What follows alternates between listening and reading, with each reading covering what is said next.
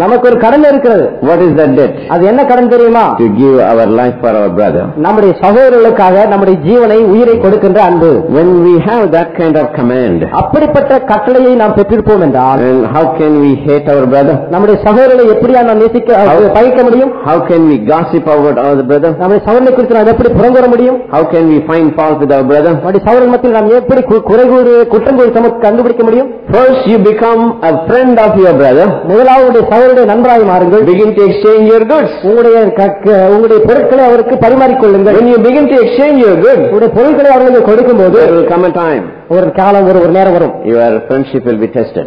உங்களுடைய நட்பு சோதிக்கப்படும். Whether you are really loving him. நீங்கள் உண்மையாகவே நேசிக்கிறீரா?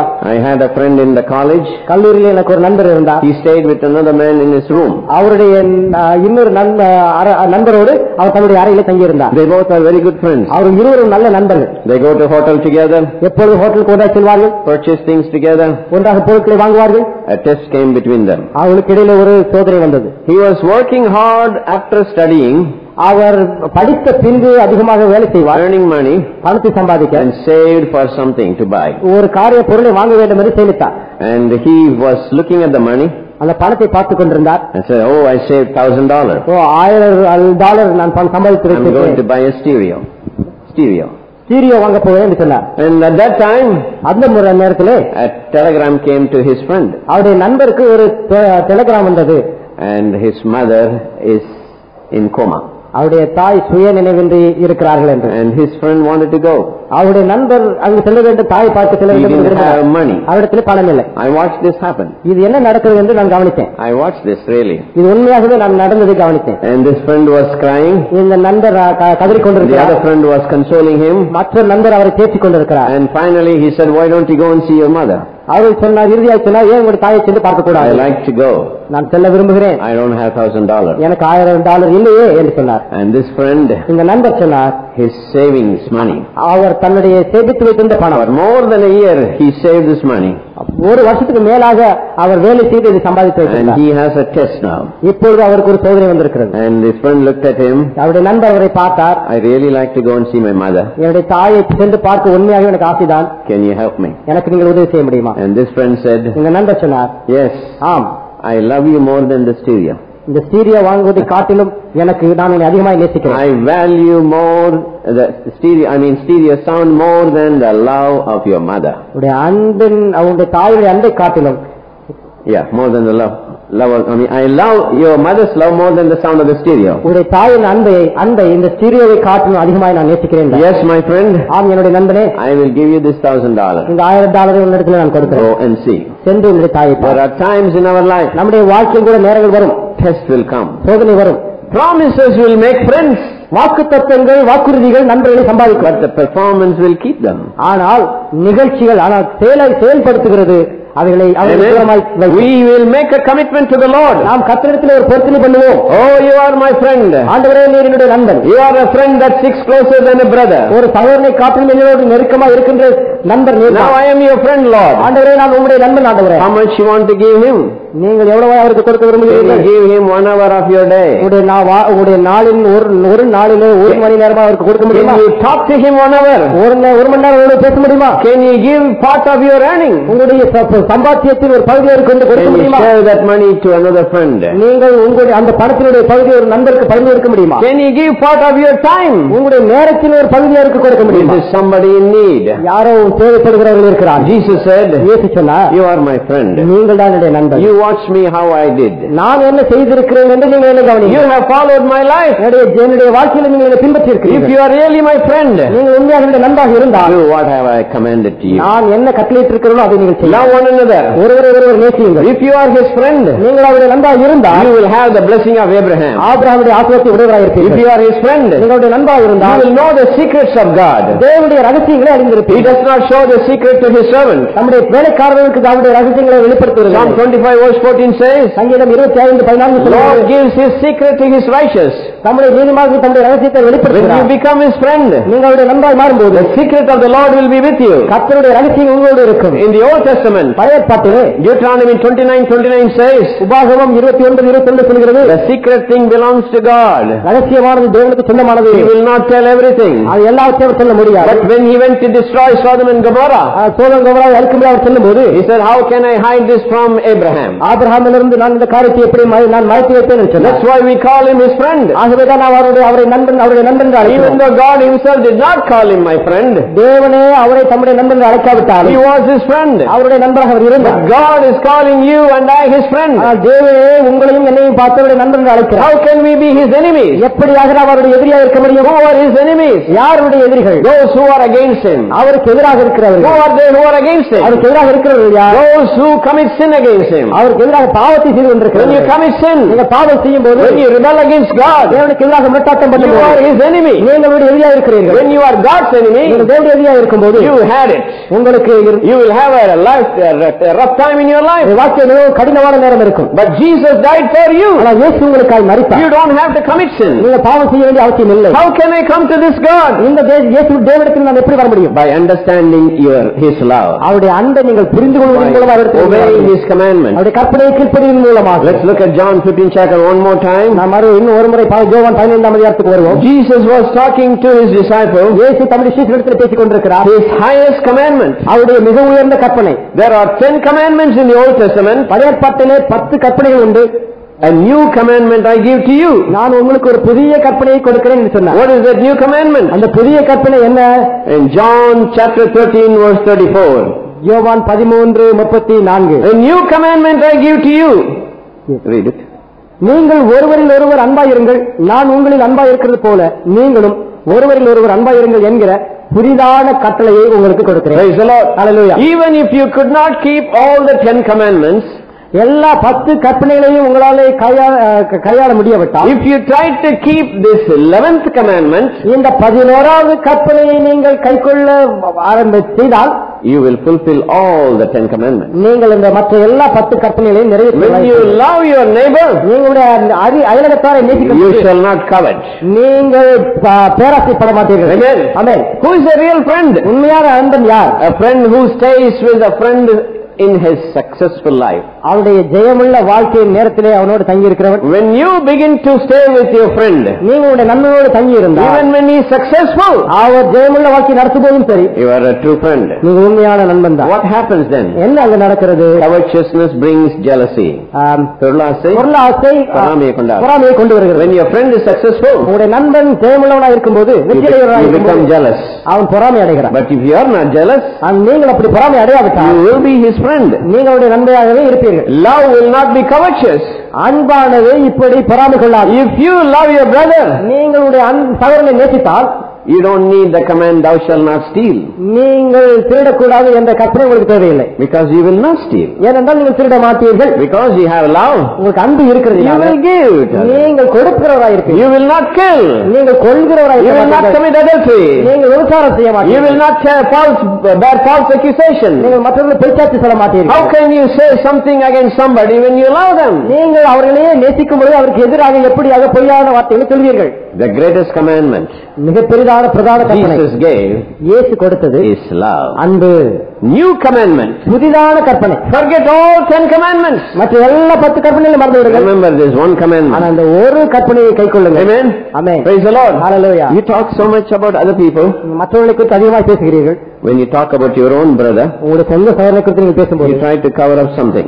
ஏதோ ஒன்றை நீங்கள் மூடி மறைக்க விரும்புகிறீர்கள். Because you love him. ஏனென்றால் நீங்கள் அவரை நேசிக்கிறீர்கள். Amen. Amen. When you think believers as your brother, விசுவாசிகளை உங்களுடைய சகோதரர்களாக நீங்கள் நினைக்கும் போது, you will cover all the mistakes. அவருடைய தவறுகளை எல்லாம் நீங்கள் மூடி மறைப்பீர்கள். Let's learn to love one another by these simple steps. இந்த எளிதான படிகளினாலே நாம் ஒருவரை ஒருவர் நேசிக்க ஆரம்பிப்போம். Appreciate your friend when he is successful. உங்களுடைய நண்பன் நல்ல வெற்றிகரமாய் வாழும்போது அவரை பாராட்டுங்கள். Begin to do something in his need. அவருடைய தேவைப்படுகிற சமயத்தில் உதவியாய் செய்யுங்கள். Share your secret with him. உங்களுடைய ரகசியங்களிடத்தில் பகிர்ந்து கொள்ளுங்கள். When you do little things like this, இப்படி சிறிய காரியங்களை நீங்கள் செய்யும்போது, you are developing in a strong bond of love. நீங்கள் அன்பிலே ஒரு உறுதியான இணைப்புக்குள்ளே நீங்கள் வருகிறீர்கள். when you begin to do little things like this toward God, தேவனை நோக்கி நீங்கள் இப்படி சிறிய காரியங்களை செய்யும்போது, then your love for God will be strong. அப்பொழுது தேவனின் பட்சத்திலே நீங்கள் வைத்திருக்கிற அன்பு உறுதிப்படும். You won't have to fear God, நீங்கள் தேவனுக்கு பயப்பட வேண்டியதில்லை, because you love Him. ஆனால் நீங்கள் அவரை நேசிக்கிறதுனால. Perfect love is casting out fear. பூரண அன்பு பயத்தை புறமே தள்ளுகிறது. Praise the Lord. Hallelujah. You won't commit sin because you love Him. நீங்கள் அவரை நேசிக்கிறதுனால பாவம் செய்ய மாட்டீர்கள். How can I do this against Him because He loves me? அவர் என்னை நேசிக்கிறதுனால அவருக்கு எதிராக இப்படியாய் நான் எப்படி பாவம் செய்கிறேன் என்று சொல்வீர்கள். One little boy came and said to his friend,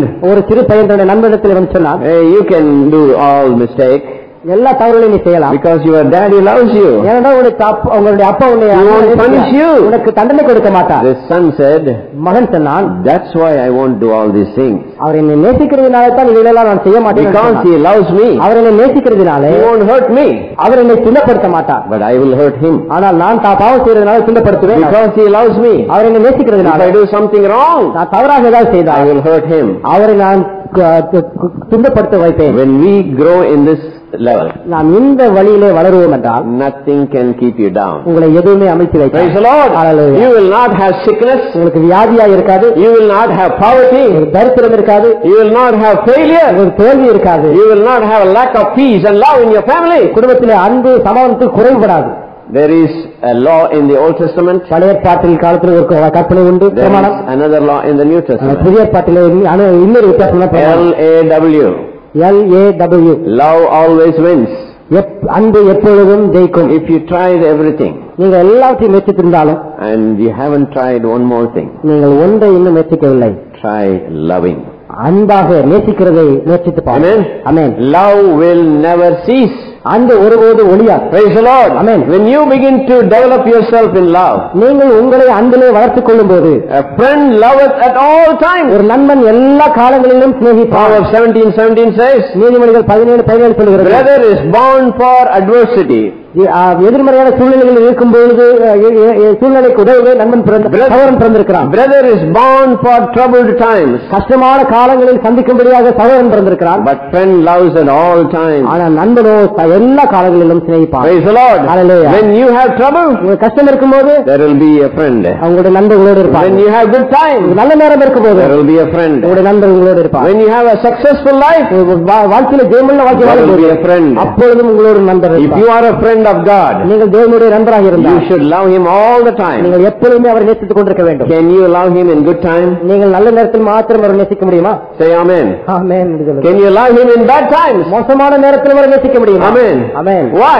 ஏன் தெரியுமா? You won't have a bad time. உங்களுக்கு மோசமான நேரம் இருக்காது. When you love Him, நீங்கள் அவரை நேசிக்கும் போது, that time will change quickly. மோசமான நேரம் துரிதமாய் மாறும். Praise the Lord. Hallelujah. I think I've been talking to people who are lacking love. அன்பில் குறைபட்ட ஜனங்களுக்காக நான் பேசுகிறேன் என்று நான் நினைக்கிறேன். Somehow during the message, எப்படியோ செய்தி கொடுக்கிற வேளையில் I've been getting a message from the Lord. கர்த்தரிடத்திலிருந்து நான் செய்தி பெற்றுக்கொண்டே இருக்கிறேன். There are people here இங்கு ஜனங்கள் இருக்கிறார்கள் who lack true love in their life. அவருடைய வாழ்க்கையில் உண்மையான அன்பு குறைபட்டிருக்கிறது. They have many things in their life. அவருடைய வாழ்க்கையில் அநேக காரியங்கள் உண்டு. They lack true love. உண்மையான அன்பு அவர்களுக்கு இல்லை. I'm going to pray for you. உங்களுக்காக நான் ஜெபிக்க போகிறேன். And above all, எல்லாத்துக்கும் மேலாக I want to tell you this thing. இந்த காரியத்தை உங்களுக்கு சொல்ல விரும்புகிறேன். There is one person who loved you greater than anybody. வேறு யாரை காட்டிலும் உங்களை அதிகமாக நேசித்த ஒரே ஒருவர் உண்டு. I have been having a conflicting message in my heart. இதயத்திலே one against the other. ஒன்றுக்கு எதிராக இன்னொரு செய்தியாக வந்து கொண்டிருக்கிறது. But I have been thinking of one message. ஒரு செய்தியை நான் நினைத்துக் கொண்டிருந்தேன். But the Spirit of God was giving. தேவனுடைய ஆவியானவர் எனக்கு கொடுத்தது. Speak simply. எளிதான முறையில் பேசு என்றார். Speak easily. எளிதாக புரிந்து கொள்ள முடியாது பேசு. You know as well as I do. நான் செய்வது போல உங்களுக்கும் தெரியும். You know as well as I know. எனக்கும் தெரியும், நீங்க தெரிந்து. I like to go differently. நான் வித்தியாசமாக செல்ல விரும்பினேன். Somehow today, இன்றைக்கு எப்படியோ, the Holy Spirit was saying, பரிசுத்த ஆவியானவர் சொல்லிக் கொண்டிருந்தார், emphasize the word love. அன்பு என்ற வார்த்தையை வலியுறுத்தி சொல்லி என்றார். It's more than any riches in this world. இந்த உலகத்திலே வேறு எந்த ஐஸ்வர்யத்தை காட்டிலும் மிகவும் மேலானது இந்த அன்பு. Beloved people, அருமையான ஜனங்களே, we live in this world for a few years. இந்த உலகத்தில் நாம் சில வருஷங்கள் தான் வாழ்கிறோம். Do not forsake the love of God. தேவனுடைய அன்பை ஒதுக்கி தள்ள வேண்டாம். It is not the eros love, ஈரோ அன்பு அல்ல, sensual physical love. உணர்ச்சி பிறக்கிற அன்பு அல்ல. It is not the filial love, பிலியோ அன்பு அல்ல. it's ordinary worldly friend love. அது உலக பிரகாரமான அன்பு. It is the agape love. love. இது அகாப்பே அன்பு. It is the divine love. அது தெய்வீக அன்பு. What will that love do to you? அந்த தெய்வீக அன்பு உங்களுக்கு என்ன செய்யும்? Even when you crucify him, நீங்கள் அவரை சிலுவையிலே அறைந்த போதிலும் it will say, I love you. அது சொல்லும், நான் உன்னை நேசிக்கிறேன், I forgive you. நான் உன்னை மன்னிக்கிறேன். As you all know, one example, உங்களுக்கு தெரிந்த எல்லாருக்கும் தெரிந்த ஒரு உதாரணம், the love of a mother. தாயினுடைய அன்பு. As you have your eyes closed, கண்கள் நீங்கள் மூடப்பட்டிருக்கின்ற let me say this to you. நான் உங்களுக்கு இதை சொல்லட்டும். When a young man loved a girl, ஒரு வாலிபன் ஒரு பெண்ணை நேசித்த போது, and he wanted to do everything for her, அவளுக்காக எல்லாவற்றையும் செய்ய அவன் ஆயத்தமாக இருந்தான். and only one person was in their way of loving each other. அவர்கள் இருவரும் ஒருவரை நேசிப்பதற்கு இடையிலே ஒரே ஒரு நபர் தான் இருந்தான். And his mother said not to love her. அவருடைய தாய் சொன்னார்கள், நீ அவளை நேசிக்காதே என்றார். Something about her I don't like. அவளிடத்தில் இருக்கின்ற சில காரியம் எனக்கு பிடிக்கவில்லை என்றார்கள். She is there to get something from you. உன்னிடத்தில் எதையோ பெற்றுக்கொள்ள வேண்டும் என்ற எண்ணத்தோடு தான் உன்னை நேசிக்கிறார்கள். She was always hindering. அவள் எப்பொழுதுமே அந்த தாய் தடை செய்தார்கள். One day this girl told him, ஒரு நாள் இந்த பெண்மணியை அவனிடத்தில் சொன்னாள், you are giving everything. நீங்கள் எல்லாத்தையும் கொடுக்கிறீர்கள். You said you are giving everything. நீங்கள் எல்லாத்தையும் கொடுக்கிறதாக சொன்னீர்கள். I don't think you are giving everything. நீங்கள் எல்லாத்தையும் கொடுப்பதாக நான் நினைக்கவில்லை என்றார். This young man said, இந்த வாலிபன் சொன்னார், I love you so much. நான் உன்னை அவ்வளவாய் நேசிக்கிறேன். I give you anything. உனக்கு எதையும் கொடுப்பேன் என்றார். And she said, அவள் சொன்னாள், you will give anything? நீ எதையும் கொடுப்பாயா என்று கேட்டார். Yes. ஆம் என்று சொன்னார். And this girl said, இந்த பெண் சொன்னாள், go and get the heart of your mother. உன்னுடைய தாயினுடைய இதயத்தை எடுத்துக்கொண்டு வா என்று சொன்னார். And the story goes like this. இந்த கதை இப்படியாய் சொல்லுகிறது. He went and removed the heart from his own mother. தன்னுடைய சொந்த தாயினுடைய சரீரத்திலிருந்து அந்த இதயத்தை அவன் அறுத்து எடுத்தான். When he was carrying that heart in his hand, அந்த கரத்திலே அவன் அந்த தாயினுடைய இதயத்தை அவன் சுமந்து கொண்டு சென்று கொண்டு இருக்கும்போது, a stone hit his leg, he fell down. ஒரு கல் அவனுடைய காலை தட்டி அவன் கீழே விழுந்தான். And the heart began to speak. அந்த இதயம் பேச ஆரம்பித்தது. My son, என் மகனே, are you hurt? நீ காயமடைந்திருக்கிறாயா? You fell down. நீ கீழே விழுந்து விட்டாயே? நீ காயமடைந்து விட்டாயா? The story went like this. இந்த கதை இப்படியாய் சென்றது. When he heard that heart speak like that, அந்த இதயம் அப்படி பேசுகிறதை அவன் கேட்டபோது, he repented. அவன் மனம் திரும்பினான். He found out what kind of man he was. அவன் எப்படிப்பட்ட மனுஷனா இருந்ததாக அவன் கண்டுகொண்டான். Beloved people, அருமையான ஜனங்களே, Bible says, வேதம் சொல்லுகிறது, even if your mother forsake you, உன்னுடைய தாய் உன்னை கைவிட்டாலும் I will not forsake you. நான் உன்னை கைவிட மாட்டேன். The love of God is greater than all these things. எல்லாருடைய அந்த காட்டும் தேவ அன்பு பெரிதானது. Do you want to have this love? உங்களுக்கு இந்த தேவ அன்பு வேண்டுமா? Do you want to have this peace? இந்த சமாதானம், தேவ சமாதானம் You have everything in this world. உலகத்தில் நீங்கள் எல்லாத்தையும் இருக்கலாம். You don't have the peace. ஆனால் உங்களுக்கு சமாதானம் இல்லை. I want to have your heart towards the Lord. நீங்களுடைய இதயத்தை தேவன் பக்கமாக திருப்ப வேண்டும் என்று I want you to open your heart to the Lord. கர்த்தருக்கு உங்களுடைய இதயத்தை நீங்கள் திறந்து கொடுக்க விரும்புகிறேன். My peace I give to you. என்னுடைய சமாதானத்தை உனக்கு நான் தருகிறேன். My love I give to you. அன்பை உனக்கு தருகிறேன். Not as the world gives. இந்த உலகம் கொடுக்கிற பிரகாரமாக Not அல்ல. as the money gives. பணம் கொடுக்கிற வழியில் அல்ல. Not as the friends give. நண்பர்கள் கொடுக்கின்ற பிரகாரமாக Not அல்ல. as the material give. பொருள்கள் கொடுக்கின்ற வழியில் அல்ல. My son, என் மகனே, my daughter, என் மகளே, give me your heart. உடைய இதயத்தை எனக்கு தா. As every one of you close your eyes, கண்களை ஒவ்வொரு மூடி இருக்கின்ற வேளையில் I just want to tell you, நான் உங்களுக்கு சொல்ல விரும்புகிறேன், Jesus loves you today. இயேசு இன்றைக்கு உங்களை நேசிக்கிறார். Don't you want to love him? இந்த இயேசுவை நேசிக்க நீங்கள் விரும்பவில்லையா? If you love him, நீங்கள் அவரை நேசித்தால் you must love him. நீங்கள் அவரை நேசிக்க வேண்டும். Hallelujah. Hallelujah. My peace I give to you. என் சமாதானத்தை உங்களுக்கு கொடுக்கிறேன். My love I give to you. என்னுடைய அன்பை உங்களுக்கு கொடுக்கிறேன். It's the love that the world cannot give. இந்த உலகம் இந்த அன்பை கொடுக்க முடியாது. But it's a special love only Jesus can give. இந்த விசேஷித்த அன்பு இயேசு மாத்திரமே கொடுக்க முடியும். As you close your eyes, நீங்கள் கண்களை மூடி இருக்கின்ற வேளையில், how many of you want to say, I want to love my Jesus? என் இயேசுவை நான் நேசிக்க விரும்புகிறேன் எத்தனை பேர் சொல்லுங்கள்? I haven't really loved him. இதுவரைக்கும் நான் அவரை நேசித்ததில்லை. I want to love him. இந்த இயேசுவை நான் நேசிக்க Lift விரும்புகிறேன். your hands உங்களுடைய up. கரத்தை நீங்கள் உயர்த்தலாம். Yes, thank you. நன்றி, Thank you. நன்றி. If you want to love this Jesus, இந்த இயேசுவை நீங்கள் நேசிக்க விரும்பினால் oh, lift your hands உங்களுடைய up. கரத்தை நீங்கள் உயர்த்தலாம்.